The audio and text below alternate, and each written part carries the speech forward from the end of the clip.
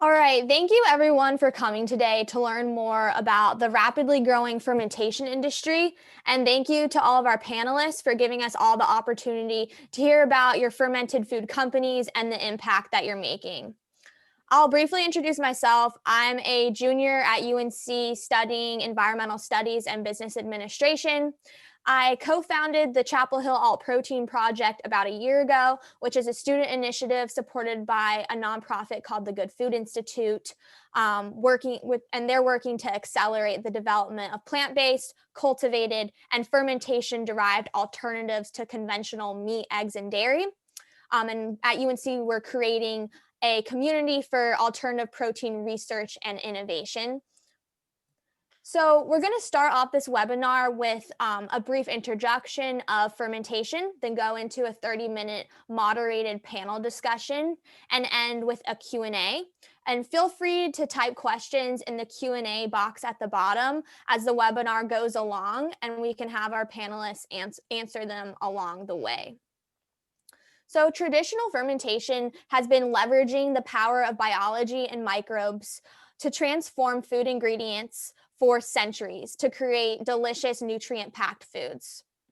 Humans have been cultivating specialized strains of microbes through adaptive selection, though as of recent, culinarians and food manufacturers increasingly are recognizing the potential of fermentation to create foods with unique flavor, texture, and nutritional attributes.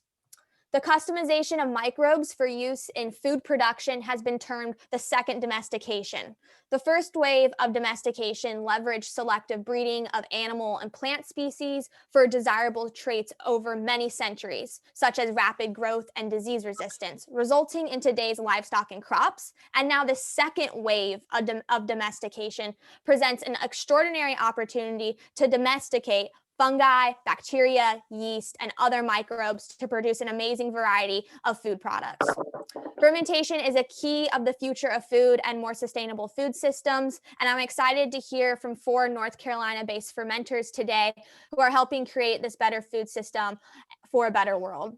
So can every panelist please go around and introduce yourself, your company, and what you produce?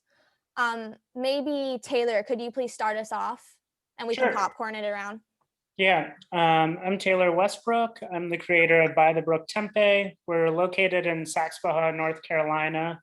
Currently, it's just me running this company. We're focusing on non-soy-based tempeh blends, using different legumes, peas, and pulses, and also utilizing Anson Mills products out of South Carolina. Focusing really on community scale tempeh right now, just working at farmers markets, a few restaurants, and trying to stay local within the triangle. Also, I'm a chef by trade, so that's really where fermentation came into play in my life. I've been chefing for about 10 years now and professionally making tempeh for about a year. So fermentation has been a nice niche within my my industry and was an avenue that I felt really connected to and wanted to transition out of the kitchen and really take on something that could be better for the community and something that I could share with people within the triangle. That's a little bit about me. Meg. Hi, thanks. That was a good introduction. It was nice to meet you out there in the triangle. Yeah, good to meet you. Yeah. So my name is Meg Chamberlain with Fermenty Foods. We got into fermentation through a very odd sort of story. We initially learned it when we were homesteading in Missouri amongst the Amish, and we were completely off the grid, and they kept wanting us to join us. But they did teach us how to ferment, which I've got a real funny story that I'll tell at another time that got us into it. But basically, we saw how it changed our lives, and it was also a way to preserve, because we were off the grid, it was a way to preserve our harvest without refrigeration.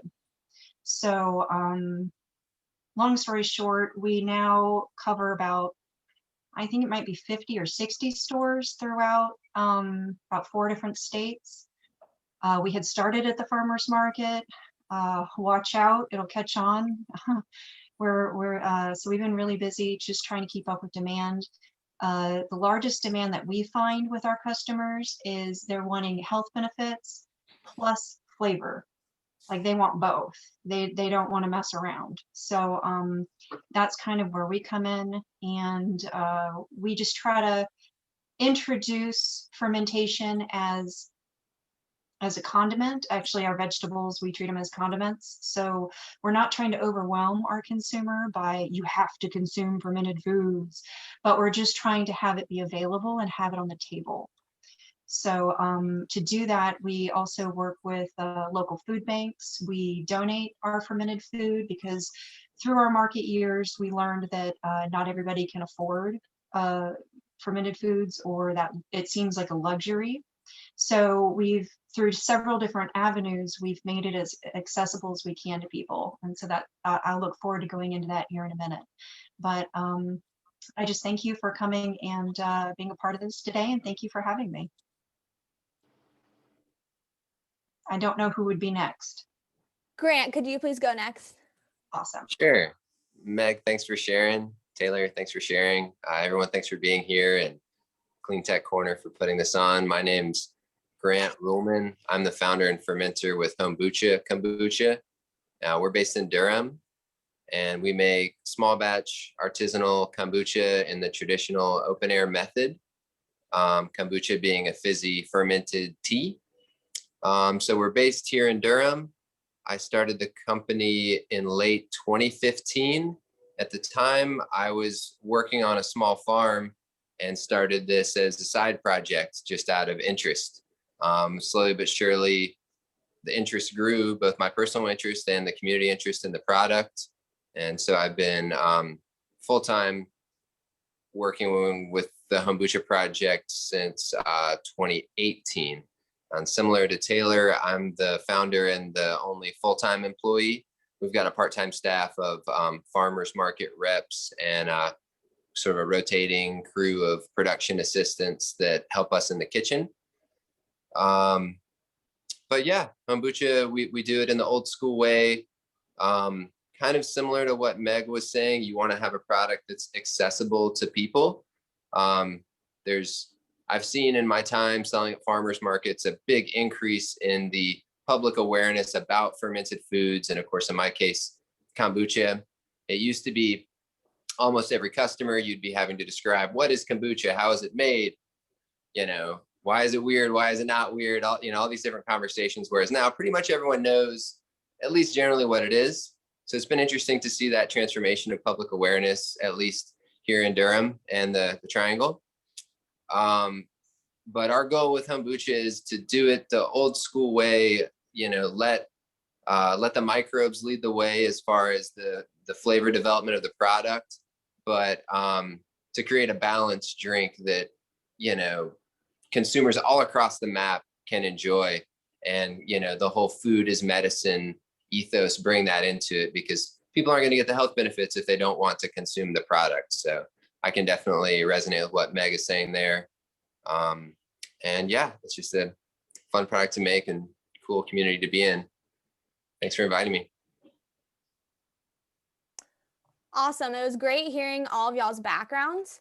And before we go further into this conversation, I was wondering if one of you could please give a really brief description of what exactly the fermentation process is and what's going on when these microbes are transforming whatever ingredient that they are consuming, and maybe touch on the health benefits that this provides.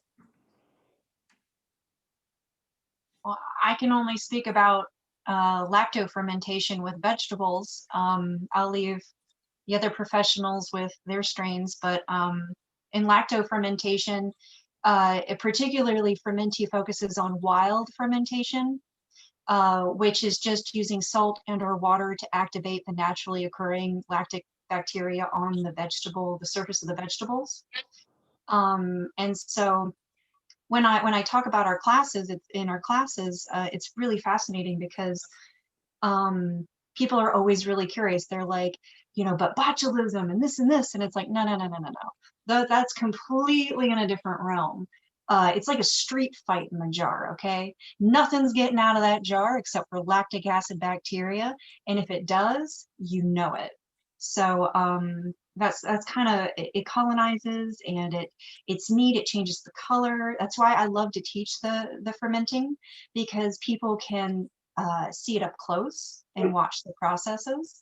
But through the fermentation, it just basically breaks down and pre-digests the food, in maybe layman's terms, so that you're getting 400 to 700% more nutritional value out of the food that you're consuming, because you're not forcing your body to break it all down for you. You're allowing the food to be broken down before you consume it. So your body's like, oh, piece of candy. Oh, piece of candy. That's what I needed. So you end up getting more nutrition. And the neat thing about lacto fermentation in my profession is you don't always have to consume probiotics. You can just add more fiber, and that will help your system as well. So there's a lot of different things to play in there with the fermentation. But I've seen people, my personal story, I was over 340 pounds in about 2013. And by the time I started my company in 2017, I had lost over 200 pounds just by adding fermented food as a condiment in my meals and reducing my meals. So between the two, that was a pretty big hurdle. So lactic acid fermentation I've seen through my years at farmers markets. I had one customer at North Asheville who has lupus, and I'm not a doctor, but she came back a year later and said she was in remission of all symptoms. She attributed it to what she was eating. I will not say, though, that is what caused it, because I'm not a doctor, but that was pretty cool. And the neat thing about that is that's not just one story.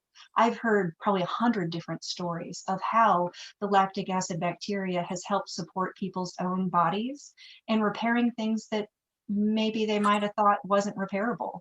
So that's pretty exciting. I tend to ramble, so you can tell me to stop. No, that was great. That just inspired me to start eating way more fermented foods than I already do. So thank you for that. Oh, it should. You get B vitamins, you get electrolytes, you get soluble fiber, you get the flavor, you get different flavor structures. I know our hot sauce in particular, it's crazy. It'll actually bloom 3 times across your palate like a wine. And so it's very exciting. I'll stop now. No, that was awesome. Maybe going from here, because of all these health benefits, how do we make these healthier foods more accessible to lower income communities? I know that's been a hot topic within the sustainability space, is food deserts and healthier foods just not being accessible, but very, very processed foods being way more accessible. So I'm wondering, maybe from Grant or Taylor or Meg, how you've tried to make your foods more accessible to both either lower income communities or the average consumer. I can touch a little bit on that because I'm so new right now. I'm still trying to figure out the best avenues. I know Grant's been doing amazing work in Durham with Durham Free Lunch and some other initiatives. I'm starting with like price right now and trying not to be overpriced, trying to be resourceful with my ingredients and trying to make an approachable product. Currently, I've done, not necessarily webinars, but a few workshops, lending itself to a few fermentation triangle meetup groups, trying to offer my services through social media for free, willing to share the process of making tempeh itself. But I still have a long ways to go with it in making it more accessible to our communities and lower income communities. But I'm really hopeful of trying to make the right connections over these next few months and figuring out the best possible ways. Yeah, I think I just follow up. I think we've got some large systemic issues, just the fact that a lot of, dead, unhealthy foods are so much more affordable than fresh living ingredients, farmers market stuff, artisanal products like a lot of us make. So, I think as small business owners like us, we've got a role in that. A few of the things that Homebucha has done is just trying to offer sliding scale pricing on most of our products. But maybe even more than that is just trying to connect with every customer that comes through in a realistic way. And I know the reason that I became interested personally in fermentation was it's empowering to be able to, have this intimate relationship with your food, and not only that, but preserve it, transform the flavor. And then beyond that, it's been an entrepreneurial vehicle for me. And when I was first introduced to kombucha as well as vegetable ferments, I was interning on a farm, with the housing provided. I think I was making a $50 a week stipend. So it was like, living on not much. And we would, like, on Fridays, we would go to the local store and get like a kombucha for happy hour. But, it's $5 a bottle. And that sort of sparked my, like, how empowering is it to be able to create the product of your own? So I definitely don't have the answers, but I think education towards letting people know, like, it may be $8 for a bottle of kimchi at the farmer's market, but a lot of these products you can make in your own kitchen, and the raw ingredients are very inexpensive, so yeah, I don't have huge answers, but I think the key is just, empowerment through education, workshops, panels, sliding scale, and then also having, like, different leaders in different communities show, like, kind of breaking the weird stigma, like kombucha and kimchi, a lot of people still, and a lot of people definitely 5 or 10 years ago, it's this, like, weird thing. And so, everybody doing their part to break that stigma of it being weird or gross or whatever it is, that it's delicious, good for you. Those are some pieces of the puzzle, perhaps. I have a few things to add in there. I love what you just said about education, and I could not agree more. That's a really good input. But I know at Fermenti, we started with workshops and classes, and we were doing 10 to 12 a year. And then I started the Fermentation Festival, the Western North Carolina Fermentation Festival, where I gather all of the fermenters. By the way, please join us next time we have it, which hopefully will be this year. And that created a vehicle to make my community excited about it, because it was a festival, and then there was 6 hours of free demos every year. So it was engaging people with the community. It was taking educational to another level. It was making it more of a celebratory thing, as to like, what the heck is this? And then that kind of moved into, we developed our own kit to lacto ferment, and the kit actually is not, we made it so we're not going to patent it. It's, the idea is what we're kind of trying to get across to people, that you can use things that are accessible at home for pennies on the dollar to make your fermented foods. And then we rolled that into doing then donations to local. We donate 10% now. Well, no, we're almost to 10%. We're at 8% of all production gets donated directly to the local food banks. And that has helped, of course, get it to people that maybe couldn't afford it otherwise. And then we have another service where we will take jars back, because our community is very good about wanting to upcycle and recycle. So we'll take jars back, we'll clean them, we'll process them, and then we'll put that, we'll do those for the donation. And so we're creating this vehicle where we're making it accessible to the least of us, we're educating the middle of us, and the rest of us are supporting that pyramid for everybody's benefit. And that has been really good for us. We've moved into, I've now moved into with the food banks, doing workshops and classes. I've gotten other donations of food. Like I got Selena Naturally Celtic Sea Salt to donate, I think it was 1,800 pounds of sea salt to my local food bank. And then I gave a free Facebook Live on how to ferment. So just trying to connect all of those different levels of where people are at, and wherever I can meet them, trying to give them the tools then. And then we've had the YouTube where we have free videos. We've had that for about 4 years now.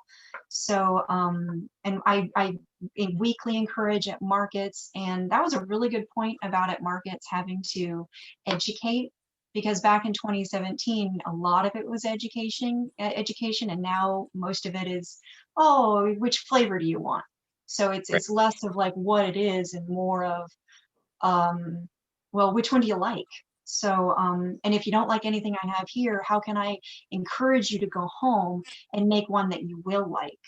So, and then I'm branching now into this realm of food sustainability, and I'm actually writing a book on trying to, I have these different ways that we can implement fermenting into existing agricultural structures where we're taking those calories and keeping them out of the landfills. So whether it's being transformed into livestock food or like a blanket staple product for human consumption, that is to be left per institution. But I'm trying to come up with some feasible and easily tangible ways for different places to use fermentation as a food waste alternative. So we've kind of had a few years of really focusing on all of this. So yeah, I would like to see more. And if anybody has any other ideas, I'm all about it. Those are great insights. Thank you. It's really great to hear that you guys have seen that there's been less of a need to educate the consumer over the past couple of years. I know that health is the biggest motivating factor for eating more plant-based foods in general. And I'm wondering if you guys have asked your consumers why they're buying your foods, and if you have an idea of what their main motivating factors for buying your fermented foods are, if it's more sustainability, health, just the general taste. Yeah, I can start. Primarily, I find that it's health. It's probably only been about 7 months that I've been able to survey my audience, many of which at the Chapel Hill market is of older age. So there is a lot of education that's still happening from my end. But it does seem to come down to health. It seems like the doctor, has brought up the word tempeh, or it's a term that in their vocabulary that they just heard through looking at different diets. And then the other set would just be like lifestyle choice. And tempeh tends to fit itself very well for people that are plant-based focused to find their protein. So I think those are two big avenues that I'm finding people coming to my stand for. And then dietary restrictions. Since I'm not doing soy, people tend to come up to my stand knowing that I don't have soy products. So that's been a nice niche that people are actually seeking me out specifically for that.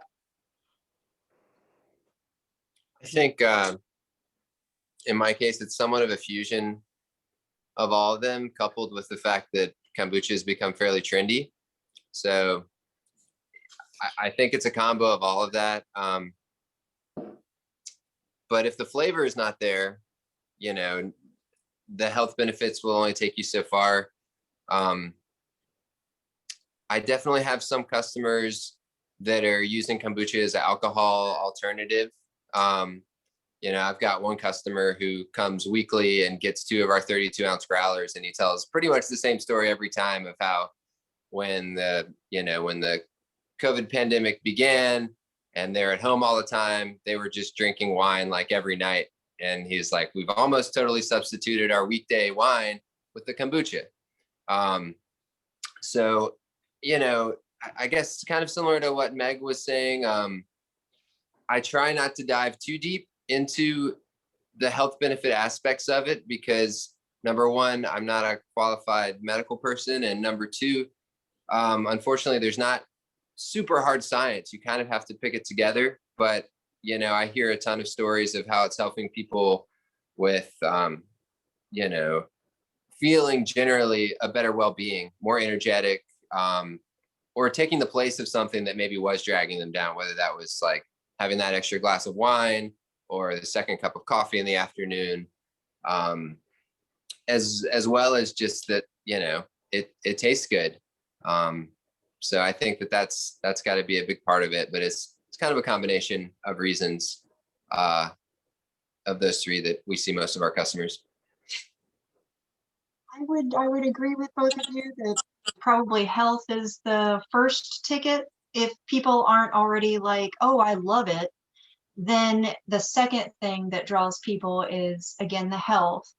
And I have a really neat, with my Facebook page, I like to post articles and scientific studies that I come across.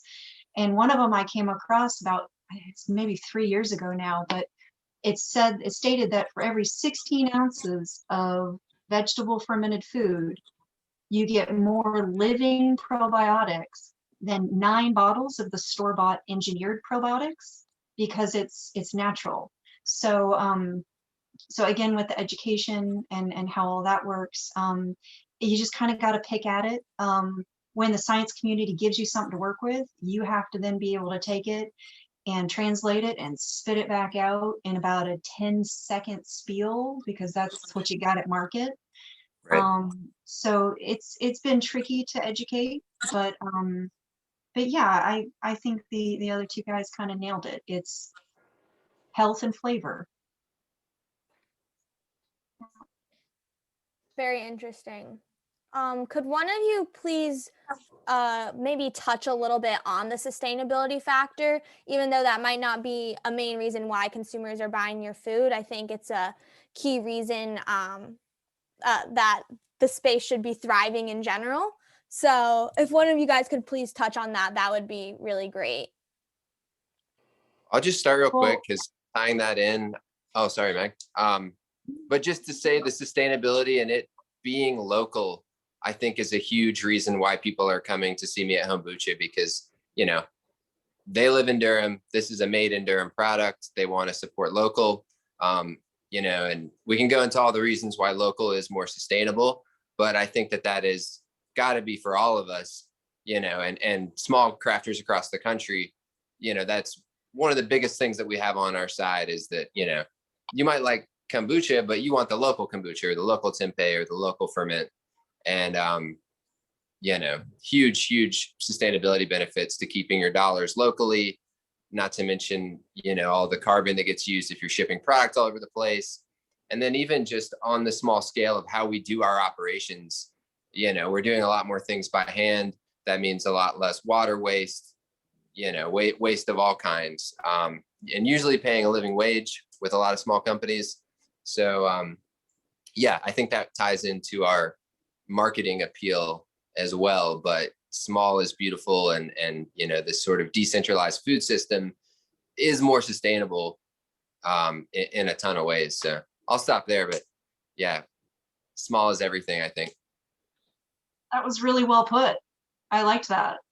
Wow, that's hard to follow. I guess in another niche of that, Fermenti tries to do sustainability in the regard that we have the privilege of having our own farm. So we try to grow a portion of what we produce on our farm, and we do that and we exclusively use local seeds. So we're using local seeds from local farms to create a product or to create a produce, and that we then ferment. And then on top of it, we try to source as local as we can. So there's that sustainability. Like I'm not buying from California. Like if at all, I'm buying from South Carolina. Like I'm keeping it regional, which again is still sustainable because it's local-ish. It's still in the local realm. But Asheville has been incredible, in particular with the buy local scene. One of my two breakout accounts, one of them was Dig Local, and that's kind of how I got my first footing in the market world, was through Dig Local and people wanting to support local. So that was a brilliant point you made. And I think we should all support the Go Local movement.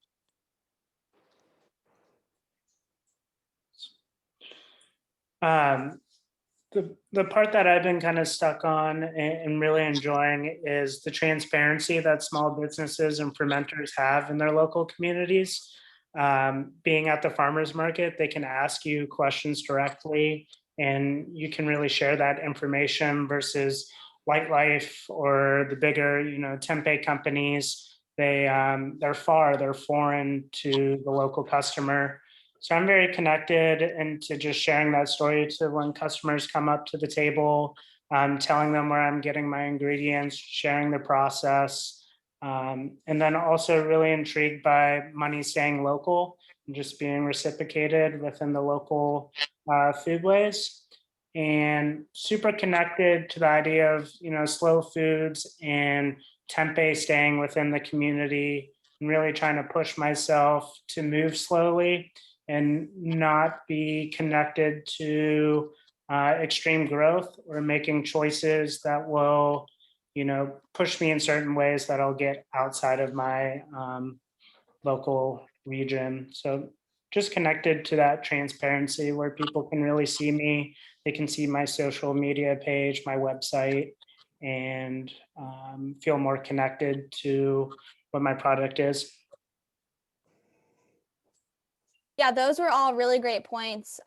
Originally asking that question, I thought we were mostly going to be talking about the ingredients and raw materials, but I think touching on the operational sustainability and the transportation and distribution environmental impacts is huge too. So very interesting. Moving on, I'm wondering what y'all's biggest challenges are as a fermenter in the fermentation space. Let me get my book of oh man. Time. I'll say time. Yep, time. I need 48 and 24. I can't make this stuff. I'm sure the other two gentlemen will agree. I can't make this fast enough. So I don't know. I would love to hear their input, but that's what I would like more of. I think mine comes down to a lot of temperature and consistency. I'm such a small scale maker and actually somewhat doing it from home. I have 2 trailers that are retrofitted for my production space and fermenter. So the conditions are kind of connected to the seasons, and I have to make a lot of adjustments throughout the season. So to really make a consistent product, I'm constantly tweaking things.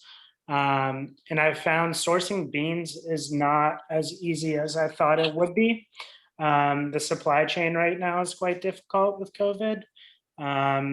So that's been difficult. And also the quality of the bean and the way that organic spray has been on them has been difficult. I've had some failed batches and things in relationship to oversprayed beans or stale beans, and the way in which they've been stored at people's facilities.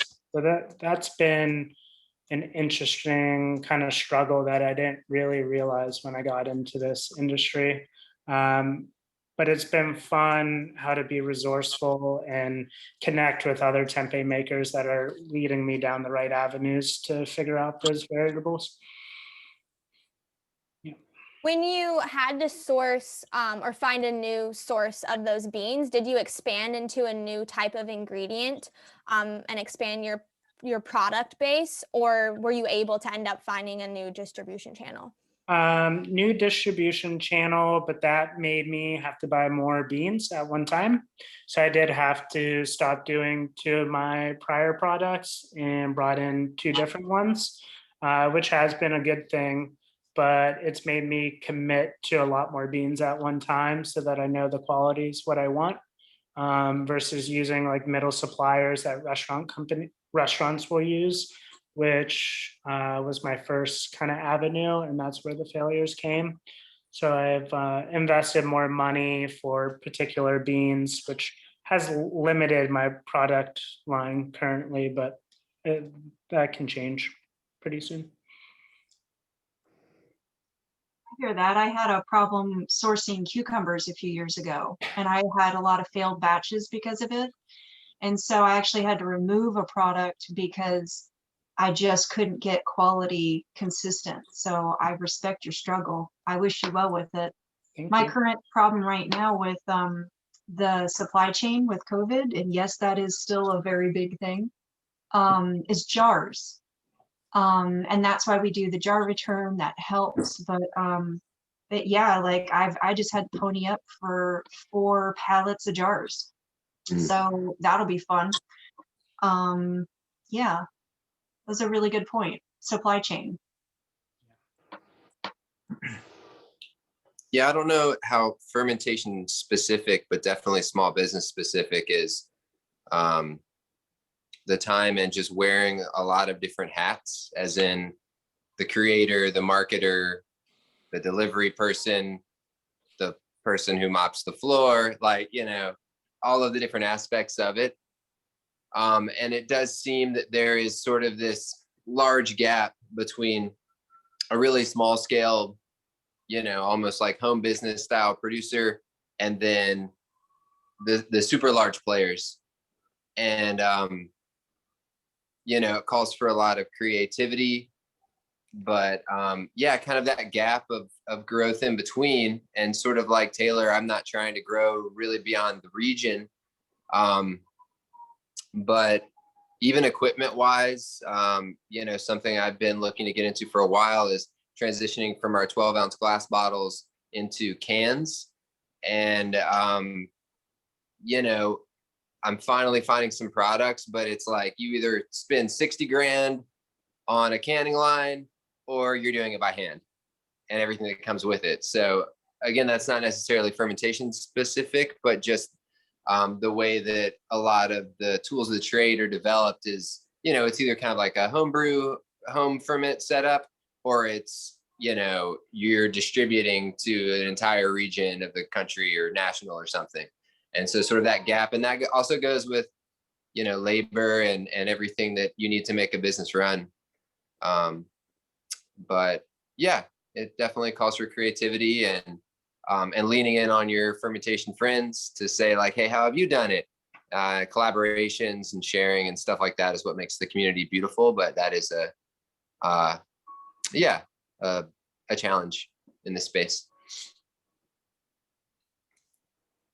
All right, thank you all for sharing all of these awesome insights. We're gonna move into the viewer Q&A. And if there aren't enough questions, we have plenty more for you guys as well that I have not been able to get into. So I see there are no questions in the chat box right now, but if you want to raise your hand right now and ask a question, that would be great, and we'll call on you.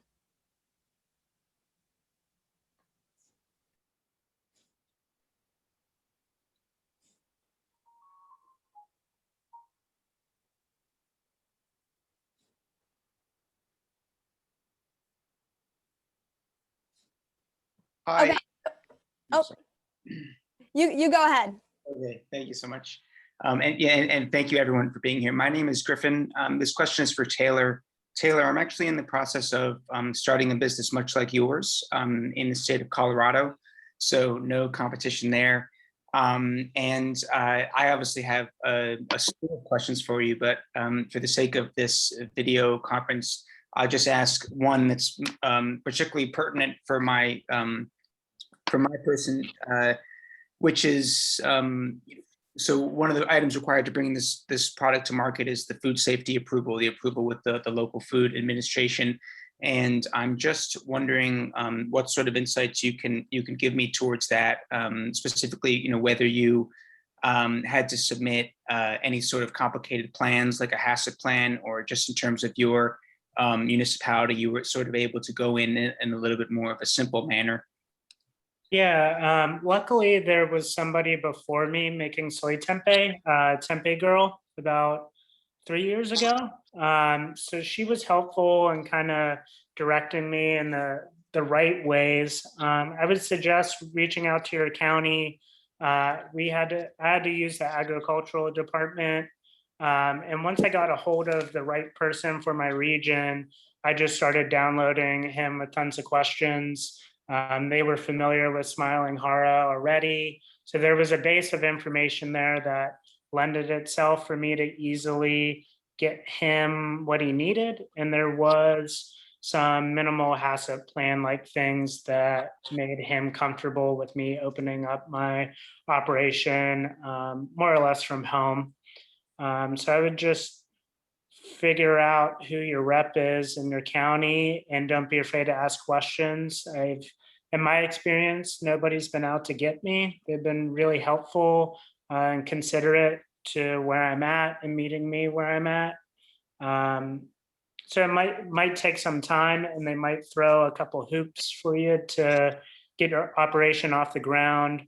Another way would be reaching out to local commissaries that tend to have a lot of that resource of information on hand, and they could be helpful too. Thank you. Yeah. Feel free to reach out too with more questions. Please send me an email. Love to talk more.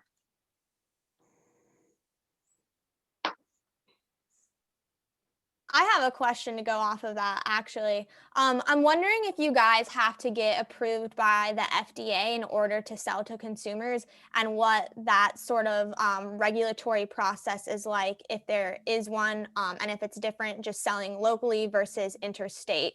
I know in my entrepreneurship classes I'm taking, something that they've been ramming into our heads is don't forget about the legal when you're selling a product. And I think that's something maybe entrepreneurs might forget about sometimes. So I'm wondering if you guys could maybe touch a little bit more on the legal aspect of selling food.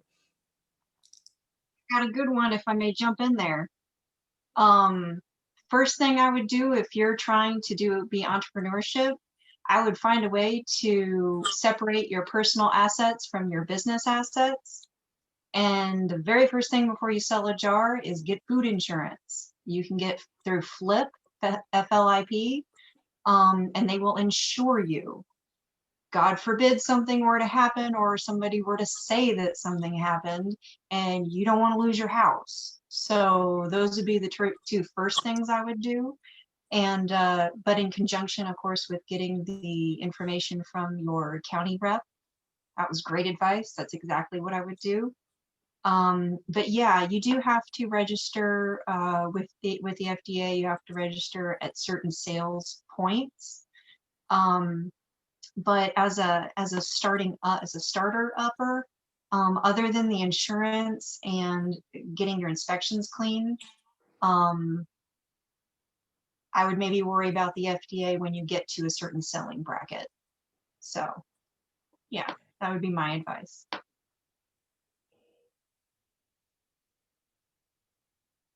Yeah, and just to hop on that, there are some requirements with labeling. So that's some stuff that you would want to look into. In my case, it's the North Carolina Department of Ag, which basically enforces FDA regulations in North Carolina. So I usually work with my ag food safety inspector. And once you're set up, he visits once a year, and we pull some pH levels and, take a look around, make sure everything is clean.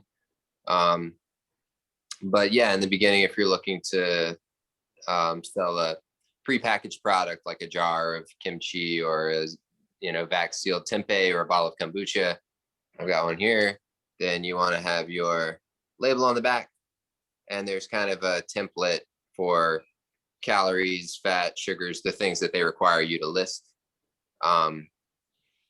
And then you can throw like a UPC on there if you want.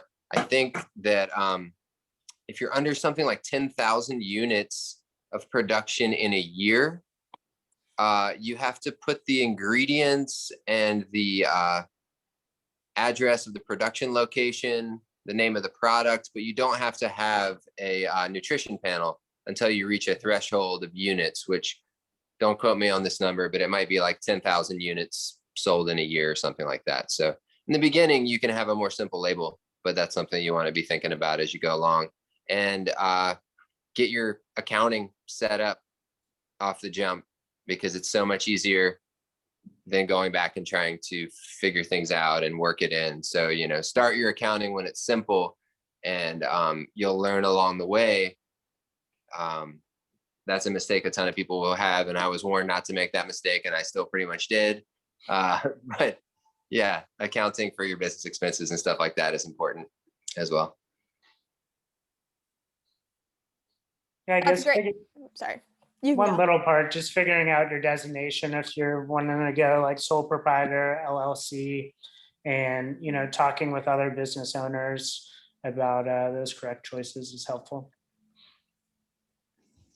That was all great information. Thank you. Especially as an aspiring food entrepreneur, got to know that stuff. So thanks for that. We now have a question in the Q&A from Lauren. She's asking, are any of your companies involved in circular agriculture and or partnerships with local farms?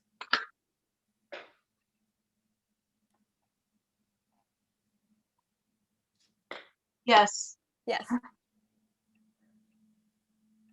So circular agriculture for you is you said earlier you're using parts of the fermentation process not in the final product for a side stream for another industry. Is that what you were talking about earlier? And could you maybe just elaborate a little bit more on that? Because that was Sure. very interesting. So with our company, like I said, we use local seed to then grow on our local farm, and then we make our seasonals. We do that with our dilly beans, and we grow a lot of our own herbs and things like that. And then we source local. Like I get all of my turmeric and ginger from a local farm called Rayburn. I actually get my sea salt from a local woman-owned business down in Arden. Selena Naturally Celtic Sea Salt. She actually tests for plastic particulates, which is really a big deal.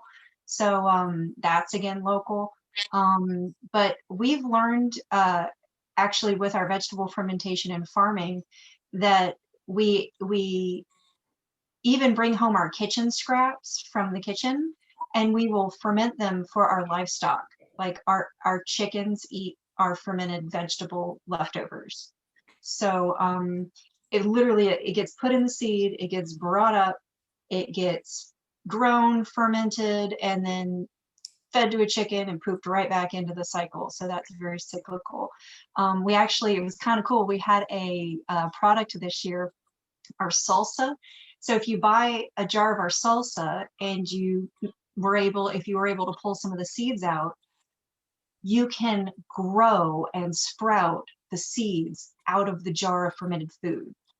So you get a jar and you pull out a few seeds, and we actually sprouted them, and they're growing in our garden as we speak. So I don't know much more cyclical than that. There might be other aspects. Am I missing an aspect? I don't know.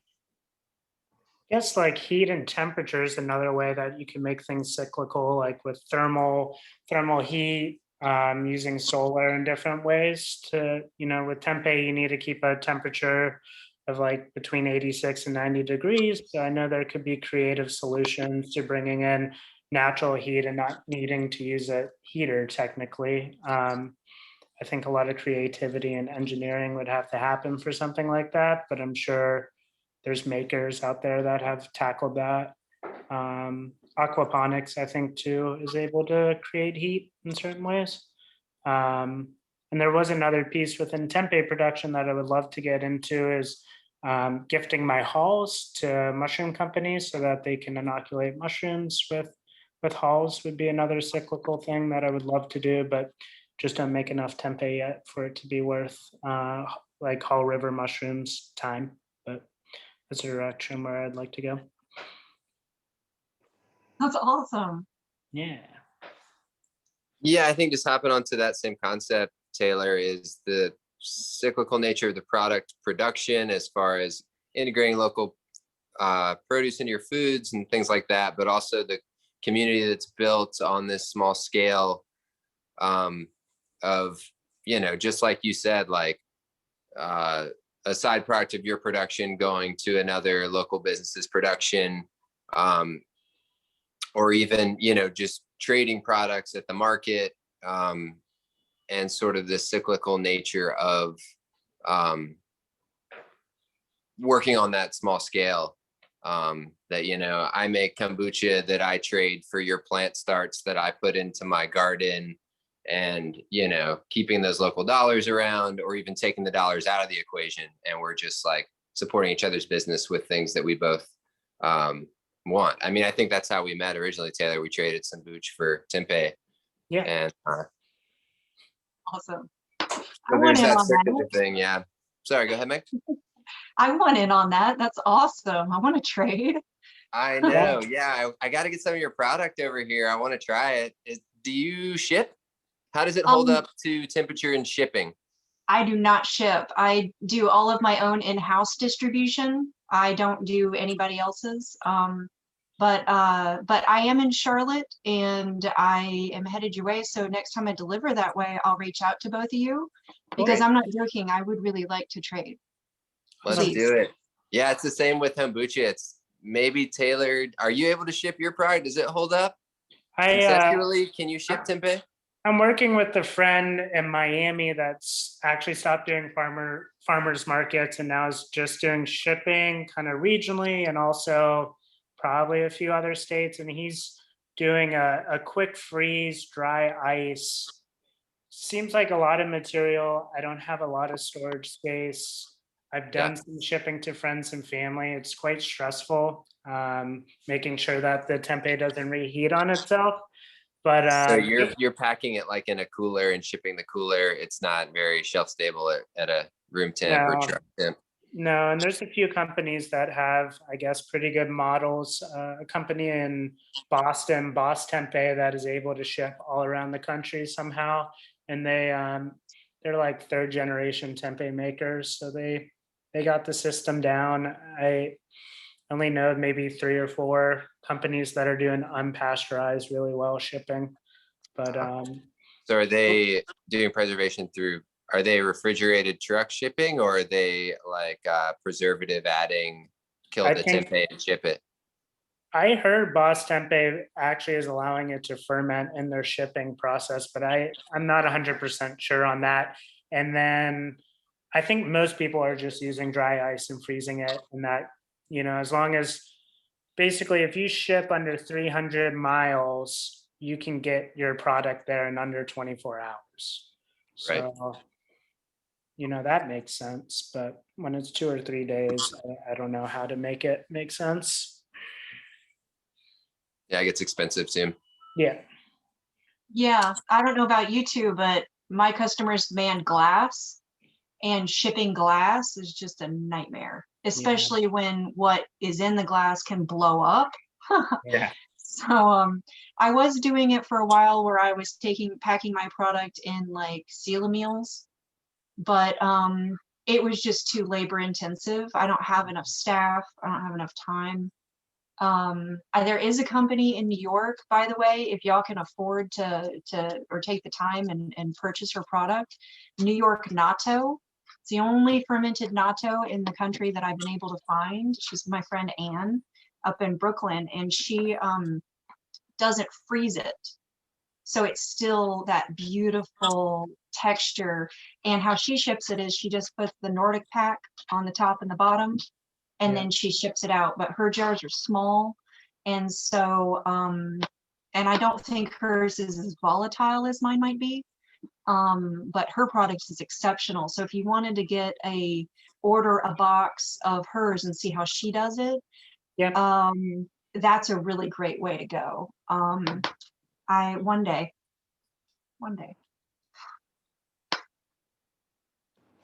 Cool. Awesome. Does anyone have any last questions before we wrap this up?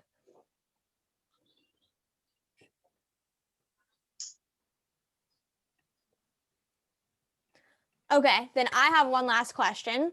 So North Carolina towns have greatly benefited from small scale local fermenters like you guys. And I'm wondering where you guys see this fermentation space going in the future, both locally within North Carolina, and maybe also in general on a global scale, and maybe what you find most exciting about the future of this space.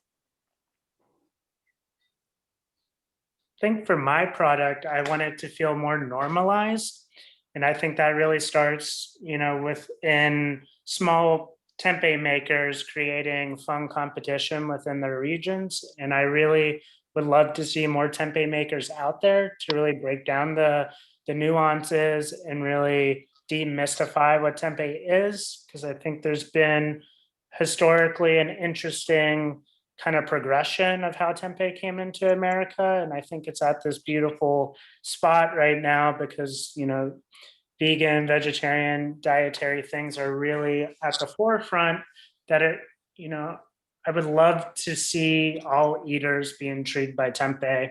And I would love carnivores to enjoy tempeh just as they enjoy meat. And I really see that coming down to more tempeh makers being out there in the country.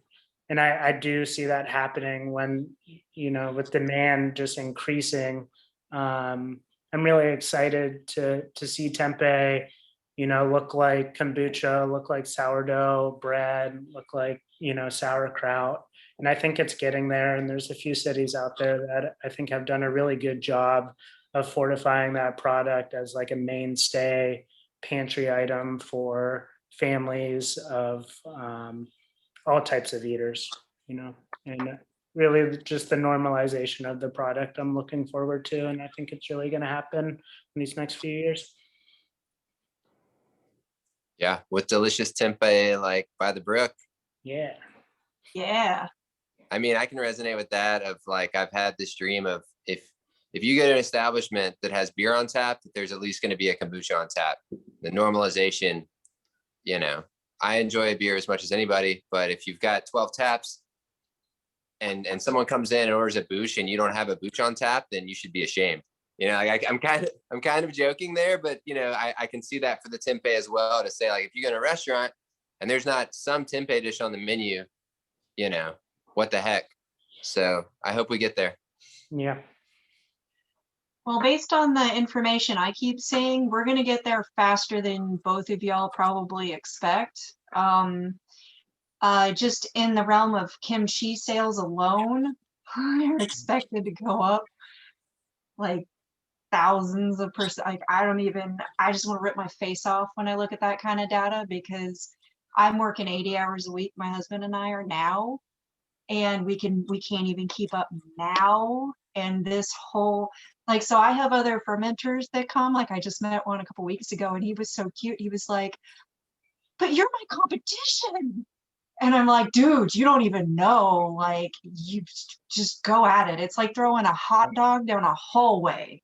It's not going to do much. Like, I need help." I think you were really right on the money of saying you want to see more people do it, because they're just, with the trends coming, we're all going to be really busy. Yeah. And it's a great time to be a fermenter, and we're all really lucky to be poised in this time. And I hope, what I would like to see out of what's coming is, can we all just drop the idea of competition? Can we all come together as the community that we are, and we can all be crazy successful? Like, that's one of my biggest things at farmers markets that I really get tired of. And I'm sure I'm preaching to the choir here, but the nitpicky other vendors. Well, if we stopped that and we all focused it on getting just 1% of the population to attend farmers markets, we would all sell out.